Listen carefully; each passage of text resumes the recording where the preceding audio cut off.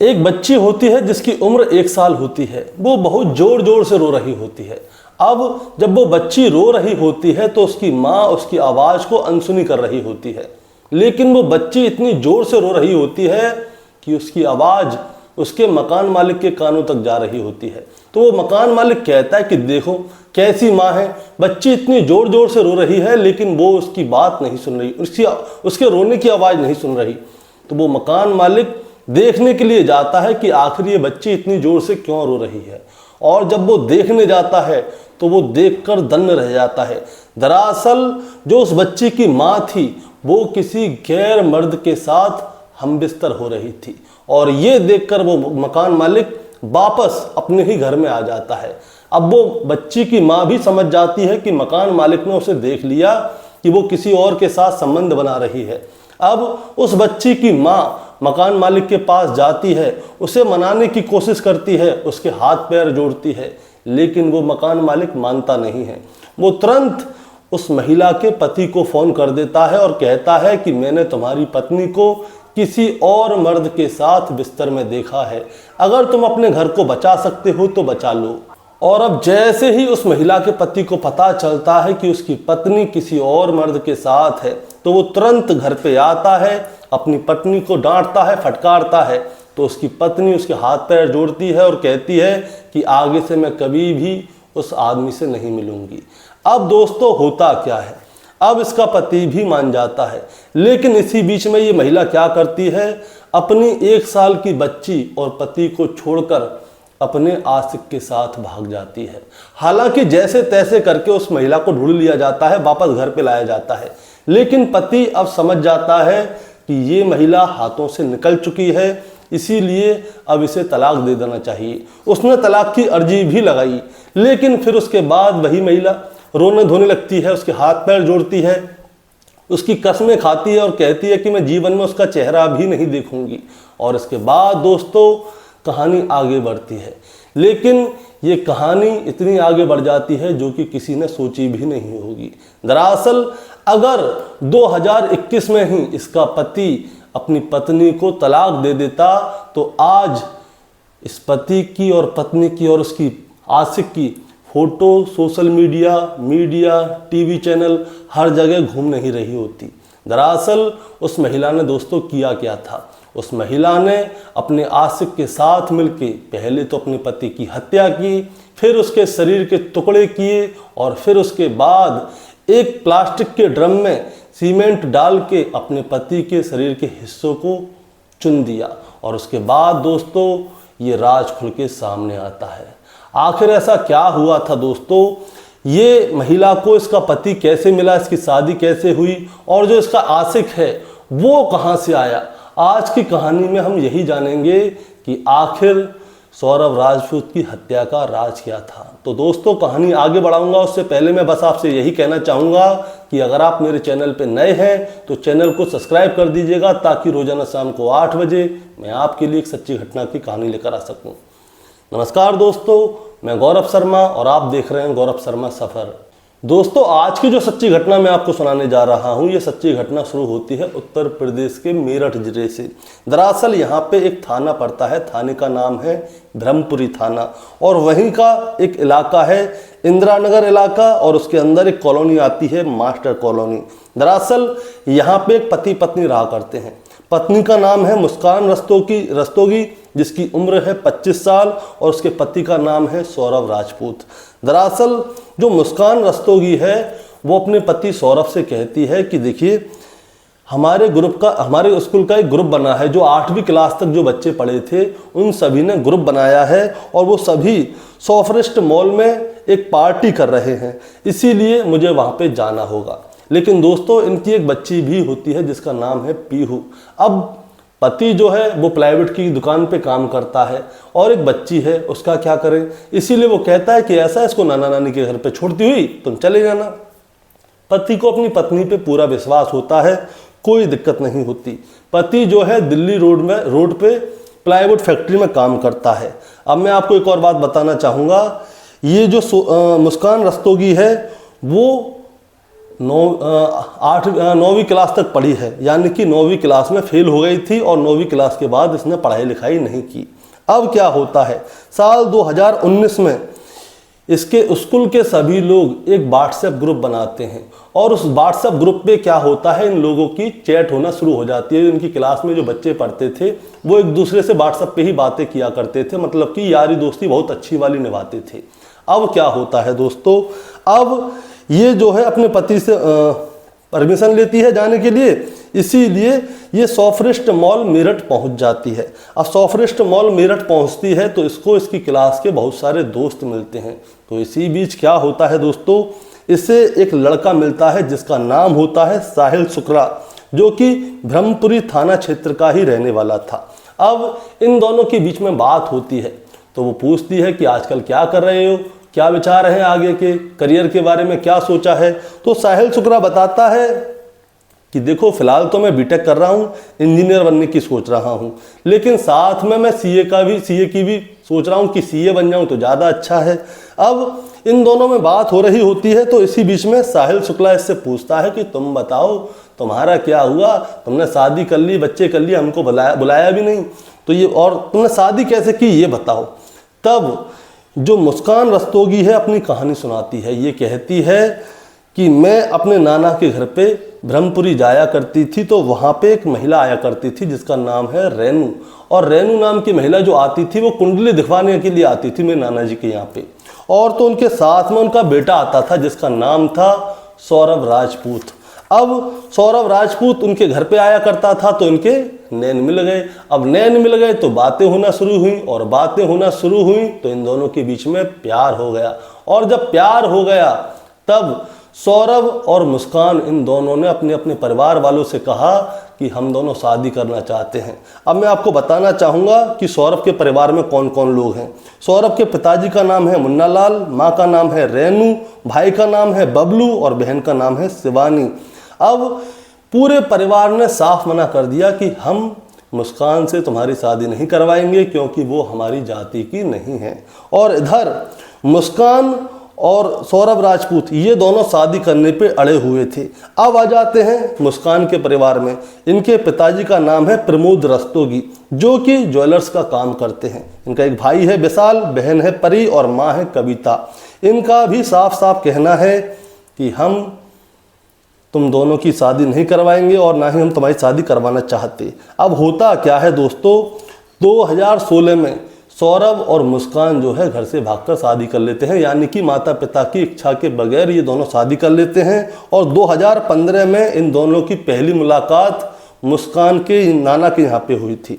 अब इसी बीच में क्या होता है, सौरभ की मर्चेंट नेवी में लंदन में जॉब लग जाती है और सौरभ चला जाता है लंदन। परिवार वालों से इन दोनों ने क्या हुआ था, परिवार वालों की बिना रजामंदी के इन्होंने शादी की थी, तो इसीलिए क्या होता है ये लोग जो है किराए पे रहना शुरू कर देते हैं। और अब सौरभ की मर्चेंट नेवी में नौकरी लग गई है, वो लंदन में जॉब कर रहा है। अब इसी बीच क्या होता है दोस्तों, जो मुस्कान की माँ है वो उससे कहती थी कि बेटा तुम घर पे आ जाओ, हमारे साथ रह लो, लेकिन वो नहीं आती। अब इसी बीच में सौरभ की नौकरी जो है छूट जाती है मर्चेंट नेवी से। वो लगभग 1-1.5 साल तक मर्चेंट नेवी में रहता है। उसके बाद वो वापस मेरठ आ जाता है, और मेरठ आने के बाद वो दिल्ली रोड पर एक प्लाईवुड की दुकान पर काम किया करता था।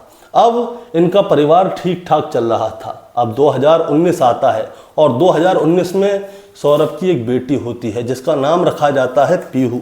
अब कोई दिक्कत नहीं है दोस्तों, अब 2019 आ गया, ये लोग अच्छी तरह से रह रहे थे, छोटी सी बच्ची है, परिवार खुश था। लेकिन इसी बीच क्या होता है दोस्तों, एक व्हाट्सएप ग्रुप बनाया जाता है, और व्हाट्सएप ग्रुप पे क्या होता है, इनकी 8वीं क्लास तक के जितने भी बच्चे थे वो सभी जो हैं व्हाट्सएप ग्रुप पे सारे बच्चों को ऐड कर लेते हैं।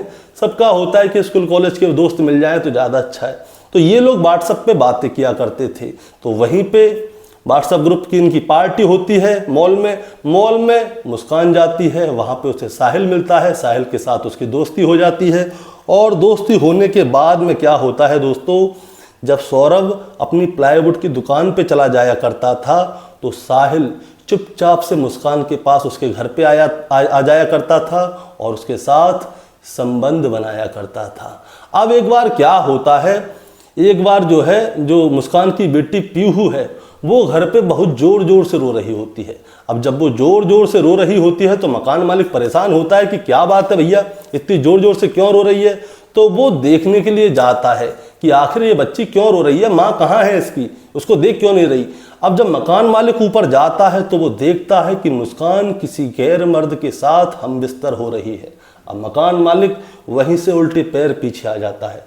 मुस्कान को पता चल जाता है कि मकान मालिक ने मुझे देख लिया है। अब मुस्कान मकान मालिक के पास जाती है और उसके हाथ पैर जोड़ती है, माफ़ी मांगती है, मिन्नतें करती है, लेकिन मकान मालिक एक भी बार नहीं मानता। वो क्या करता है दोस्तों, मैं आपको बताता हूँ। मकान मालिक सीधे सौरभ को फ़ोन करता है और जब सौरभ को फ़ोन किया जाता है तो सौरभ सीधा घर पे आता है, मुस्कान को डांटता है, फटकारता है। अब जब डांटता फटकारता है तो मुस्कान उसके हाथ पैर जोड़ती है, कहती है मुझसे गलती हो गई, आगे से नहीं मिलूंगी, फलान फलान ढिकान ढिकान, यानी कि सौरभ को मना लेती है। अब आपको एक आदमी की कहानी सुनाता हूँ दोस्तों। आदमी कभी भी गलत नहीं होता, वो हमेशा ये चाहता है कि उसका परिवार शांति से अच्छा जीवन चलाता रहे और उसके घर में कोई भी कलह कलिश ना हो। यही सोचकर बेचारे सौरभ ने भी शांति का रास्ता ही पकड़ लिया। अब इसके बाद क्या होता है दोस्तों, 5 साल पहले की बात है, आज से 5 साल पहले की। मुस्कान और साहिल घर से चुपचाप भाग जाते हैं। वो अपनी 1 साल की बच्ची को छोड़कर घर से भाग जाते हैं गुरुग्राम की ओर। अब जो सौरभ है वो FIR दर्ज कराता है कि उसकी पत्नी गायब है। अब जब पत्नी गायब है तो जानकारी ली गई थी कि ये गुरुग्राम की ओर भागे हैं और 11 दिन के बाद पुलिस जैसे तैसे करके मुस्कान और साहिल को ढूंढ लेती है। और जब मुस्कान और साहिल को ढूंढ लेती है तो फिर FIR दर्ज कराई जाती है, लेकिन परिवार की बदनामी ना हो इसकी वजह से इस मामले को यहीं पे शांत कर दिया जाता है। FIR को भी कैंसिल कर दिया जाता है कि FIR मत लिखवाओ, नहीं तो घर परिवार की बदनामी होगी। लेकिन जो मुस्कान है और सौरभ है, इनके परिवार वाले जान चुके थे कि मुस्कान जो है वो हाथ से निकल चुकी है, वो यारी निभा रही है, प्यार मोहब्बत कर रही है। अब दोस्तों इसी बीच क्या होता है मैं आपको बताता हूँ। 2023 आता है और 2023 में, उससे पहले सौरभ जो है प्लाईवुड की दुकान पे काम करता था, तो वो सोच रहा था कि क्यों ना उसको बाहर ही कोई अच्छी नौकरी मिल जाए।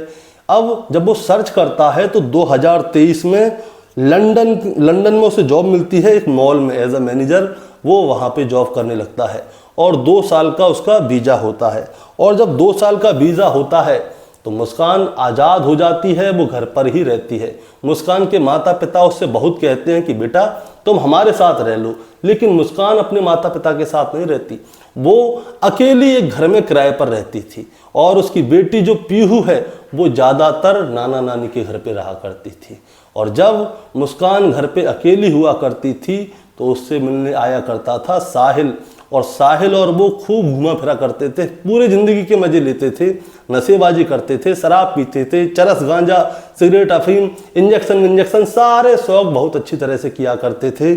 और इसके बाद में दोस्तों मुस्कान को ये मालूम था कि 2 साल का वीज़ा है और वीज़ा कब ख़त्म होगा, इसलिए उसे सारी जानकारी थी। अब इसीलिए क्या होता है, तारीख आती है 22 फरवरी 2025 और 22 फरवरी 2025 को मुस्कान जो है दिल्ली रोड पर एक डॉक्टर के पास जाती है और उससे कहती है कि डॉक्टर साहब मेरे सर में दर्द रहता है, मुझे नींद नहीं आती, मैं सारी रात जागी रहती हूँ, मैं बहुत ज़्यादा परेशान होती हूँ, तो आप कोई ऐसी दवाई दीजिए जिससे कि मुझे गहरी नींद आए। अब डॉक्टर कहता है कि लोगों को ऐसी बीमारियाँ होती हैं, आजकल के लोगों को नींद नहीं आती, तो डॉक्टर साहब उसे दवाई लिख के दे देते हैं और उससे कहते हैं कि तुम्हें नींद आ जाएगी।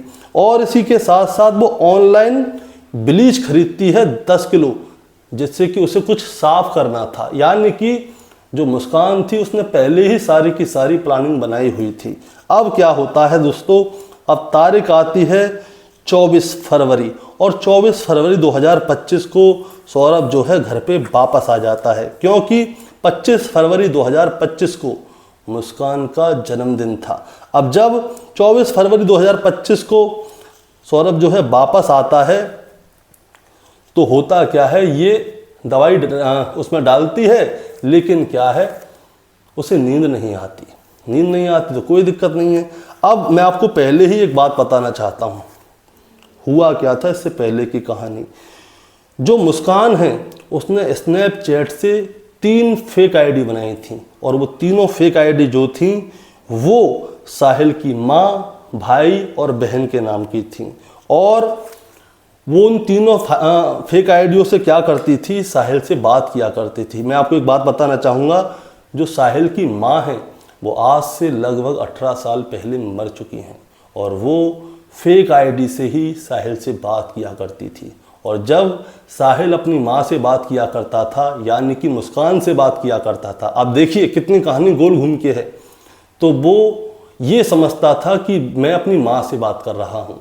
और जो मुस्कान थी, साहिल की माँ का जो किरदार स्नैपचैट पर निभा रही थी, तो वो उससे कहती थी कि मुस्कान से अच्छी लड़की तुम्हें कभी नहीं मिलेगी, तुम उसका ख्याल रखा करो, तुम उसके हंसी खुशी, रोने धोने, खाने पीने, हंगने मुतने, सारी चीज़ का ख्याल रखो। लेकिन एक और मिस्टेक है, बीच में जो है वो सौरभ है, और उस सौरभ को तुम्हें रास्ते से हटाना है, सौरभ का तुम्हें बद करना है। इसीलिए क्या होता है दोस्तों, साहिल इन बातों में आ जाता है कि उसकी माँ ने कहा है कि हमें सौरभ का बद करना है। सौरभ जो है पिछले 18 साल से ही अपनी नानी के साथ रहा करता था, इसकी माँ मर जाती है। अब दोस्तों क्या होता है, अब आती है, इन्होंने तारीख तय की हुई थी 25 फरवरी। अब 25 फरवरी के लिए इन्होंने सारी चीज़ तय की हुई थी, जिस दिन मुस्कान का जन्मदिन था।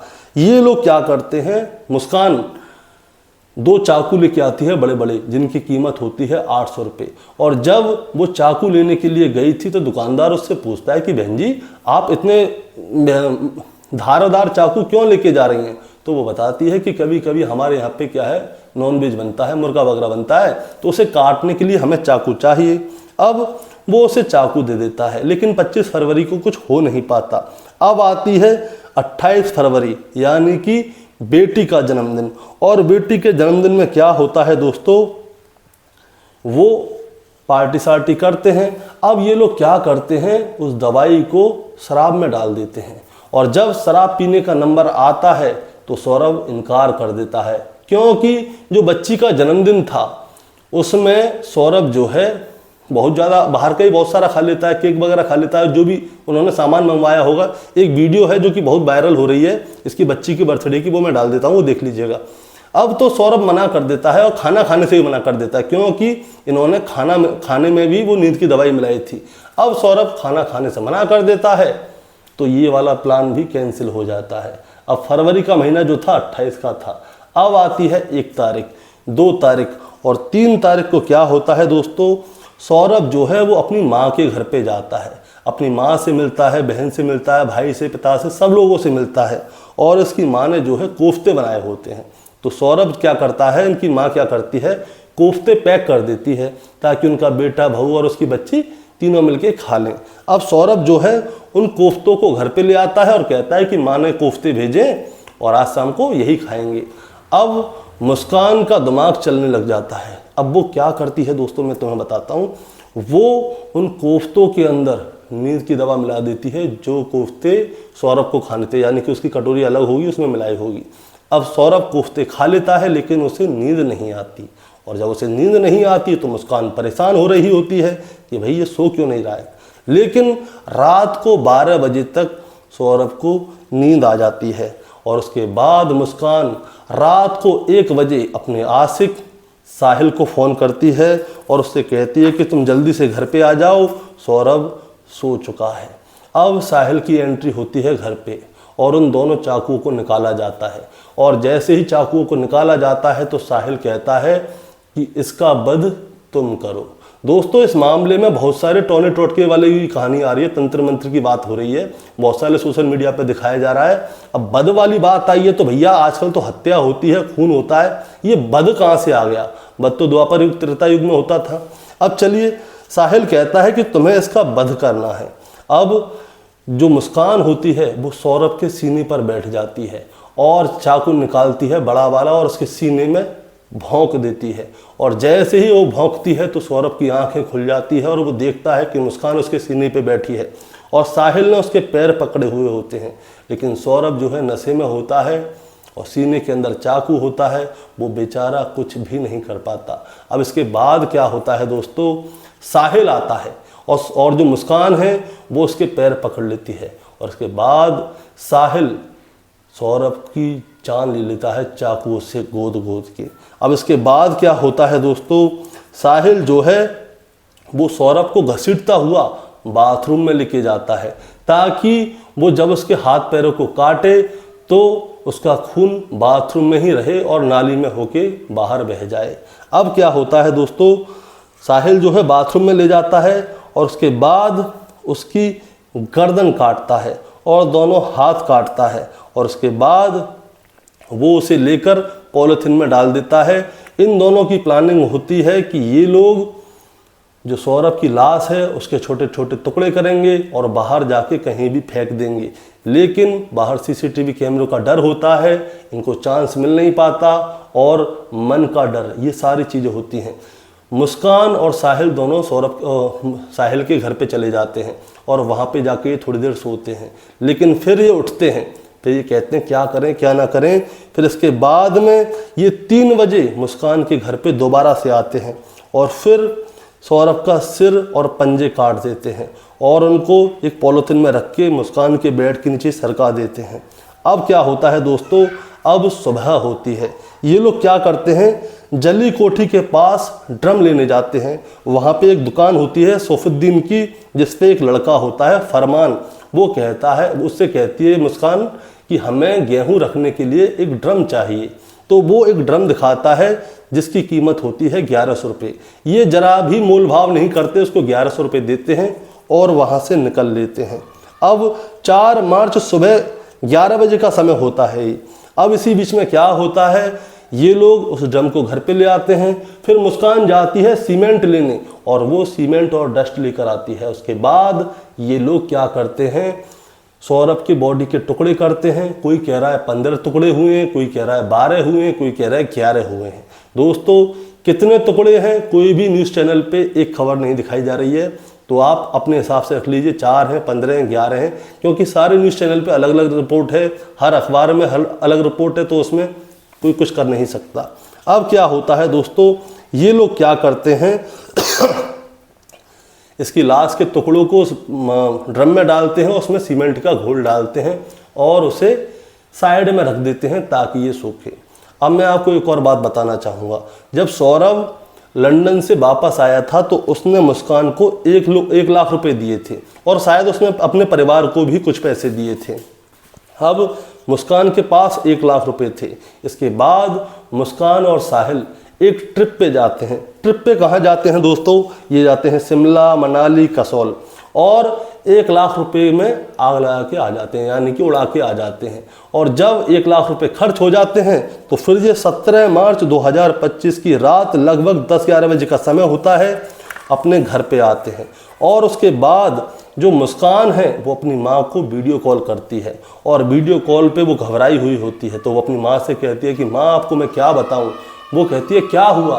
वो कहती है कि सौरभ के परिवार के लोग आए और उन्होंने आके सौरभ की हत्या कर दी। अब जैसे ही हत्या वाली बात होती है तो उसकी माँ सक पका जाती है। वो तुरंत अपने पति से बोलती है, यानी कि मुस्कान की माँ, मुस्कान के पिताजी से, और वो कहती है कि ज़रा देखिए ये मुस्कान कह क्या रही है।